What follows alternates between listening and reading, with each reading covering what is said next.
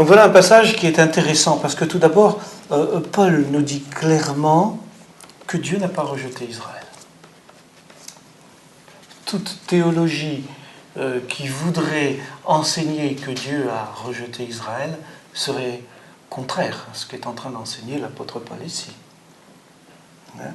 Dieu n'a pas rejeté Israël. Loin de là, dit-il. Loin de là. Au contraire, oh là là. C'est ça que ça veut dire. Donc Paul est convaincu que les Israélites ne sont pas rejetés, et il en est la preuve vivante, puisqu'il dit moi-même, je suis descendant d'Abraham, descendant de Benjamin, donc je suis moi-même israélite. Donc si Dieu avait rejeté le peuple d'Israël, je ne serais pas là. Il en est la preuve. Bien sûr, si Paul n'est pas rejeté, c'est aussi parce qu'il a accepté le salut. Il a accepté son sauveur. Bon, il lui a fallu le rencontrer sur le chemin de Damas, peut-être d'une manière percutante, mais ça lui a permis de comprendre et d'accepter son sauveur. Donc, il n'y a pas de rejet. Et on peut dire qu'à travers ce texte, Dieu ne rejette aucune nation. Il ne rejette pas les nations. Le souci de Dieu, son désir le plus cher, serait que tous les hommes soient sauvés. Mais il sait malheureusement que ce ne sera pas le cas. C'est pour ça qu'un peu plus bas, il va parler d'une notion de reste. Et vous avez vu quel est l'exemple qu'il utilise pour essayer de nous faire comprendre cette notion de reste? C'est intéressant cet exemple. Oui. Et là, on voit que Paul se réfère à 1 Roi, chapitre 19, je pense des versets 10 à 18. Oui. Et c'est l'expérience de qui? D'Élie, du prophète Élie. Vous vous souvenez, le prophète Élie qui, à un moment donné, est à bout de course, là, et il n'en peut plus, puis dit au Seigneur, « Je suis resté tout seul !» Et puis le Seigneur lui dit, « Oh, pas tout à fait vrai. » Parce que lui, le Seigneur, il voit dans les cœurs. Et Élie ne l'a pas vu, bien sûr. Et Paul nous dit que donc Dieu lui a dit, il y en a 7000 qui n'ont pas fléchi le genou devant Baal. Élie ne l'avait pas vu, ça. Donc c'est intéressant pour nous, parce que même d'abord, si on croit que parfois on est tout seul dans la foi, eh bien, on est tout seul peut-être dans la foi, dans le lieu où on est, mais on ne voit pas tout ce qui se passe sur la terre. Évidemment, parce qu'on est limité dans le temps et dans l'espace. Dans l'espace, Donc c'est impossible pour nous. Et ce qui est intéressant encore, c'est que Dieu, bien sûr, va encourager son prophète, mais il va lui montrer qu'il y a un peuple qui a accepté de le suivre. Et ce peuple, c'est un reste par rapport à la masse. Il y a ce reste. Alors, est-ce que ça veut dire que ce reste, c'est les plus beaux, les plus forts, les plus gentils, les meilleurs? Non, pas forcément. C'est comme il le dit un peu plus loin, c'est ceux qui ont accepté, qui ont fait le choix. Donc, dans notre vie, nous avons toujours des choix à faire. Et là, c'est ceux qui ont accepté Dieu avec le salut qu'il nous offre de façon gratuite.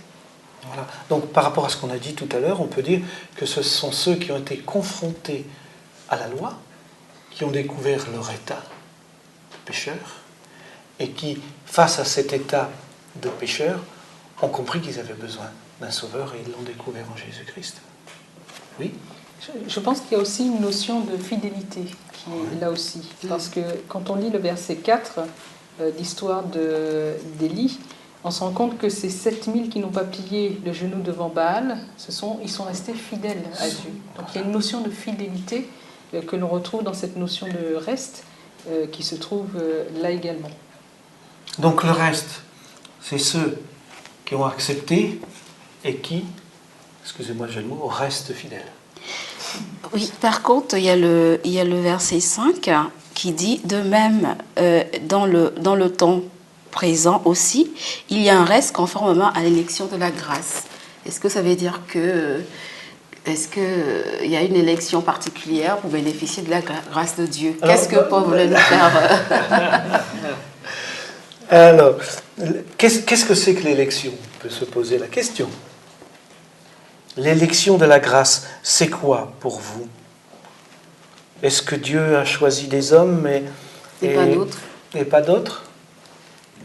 Non, justement, la grâce est offerte à tous. Le salut est universel.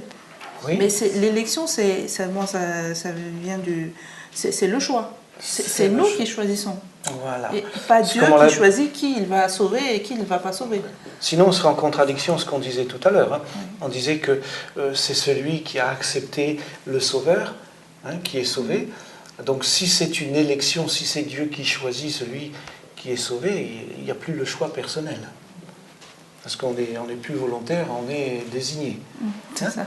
Donc là, ça va dans le volontariat, c'est personnel. Moi, j'ai accepté et je suis donc élu parce que j'ai dit oui. Mais tout le monde peut être élu. Hein? Rappelez-vous, il y a beaucoup d'appelés, mais peu d'élus. Hein? Quand le Seigneur dit ça, il veut dire que tout le monde est appelé. Mais tout le monde ne répond pas oui. Et c'est pour ça que finalement, il y a cette notion de reste. C'est-à-dire sur la masse des gens qui sont autour de nous, il y en a peu qui disent oui. C'est ça l'idée du reste. Ça ne veut pas dire que c'est un rebut. Hein? Ça ne veut pas dire non plus que c'est juste un petit reste que Dieu s'est mis à part. Vous savez, un peu comme quand on distribue le gâteau, puis on s'en met une tranche pour soi. Hein? C'est pas ça du tout non plus. Le reste, c'est par rapport à la masse des gens, ce sont ceux qui vont accepter. Quoique, dans l'Apocalypse, à un certain moment, on nous parle de la grande foule, hein, que personne ne peut compter. Donc, la notion de reste, il ne faut pas rester figé sur un petit quelque chose. Ça peut être aussi un grand quelque chose.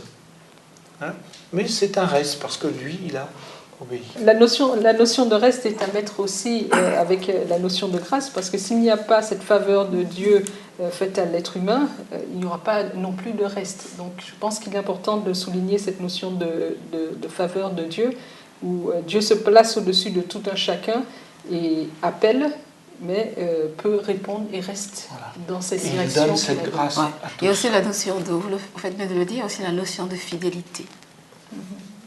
Donc nous allons lire les versets 11 à 15, et c'est Christelle qui va lire donc ces versets.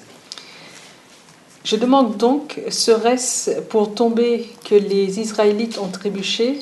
Certainement pas. Mais grâce à leurs faux pas, les non-juifs ont eu accès au salut afin de provoquer leur jalousie. Or, si leur faux pas a fait la richesse du monde et leur déchéance la richesse des non-juifs, cela sera d'autant plus le cas avec leur complet rétablissement. Je vous le dis, à vous qui êtes d'origine non-juive, en tant qu'apôtre des non-juifs, je me montre fier de mon ministère afin, si possible, de provoquer la jalousie de mon peuple et d'en sauver quelques-uns. En effet, si leur mise à l'écart a entraîné la réconciliation du monde, que produira leur réintégration sinon le passage de la mort à la vie? Voilà, texte impressionnant. Paul parle de jalousie, d'exciter la jalousie, c'est assez surprenant. Hein? Alors on va essayer de comprendre tout cela. Alors, je dis donc, est-ce pour tomber qu'ils ont bronché? Loin de là. Qu'est-ce que veut dire Paul? Nous avons vu dans le passage suivant, c'est que les Juifs n'ont pas forcément, du moins les Israélites, n'ont pas forcément accepté tout de suite Jésus-Christ. Et le fait de ne pas avoir accepté Jésus-Christ leur prive d'un accès, c'est celui de vivre agréablement devant Dieu, et aussi la vie éternelle. Et l'apôtre va justement remettre cela sur le tapis en précisant que s'ils avaient accepté tout de suite Jésus-Christ, il y aurait eu des conséquences par rapport aux non-juifs, puisqu'il va dire que grâce au fait qu'ils n'ont pas accepté Jésus-Christ, ça nous permet d'accepter Jésus-Christ.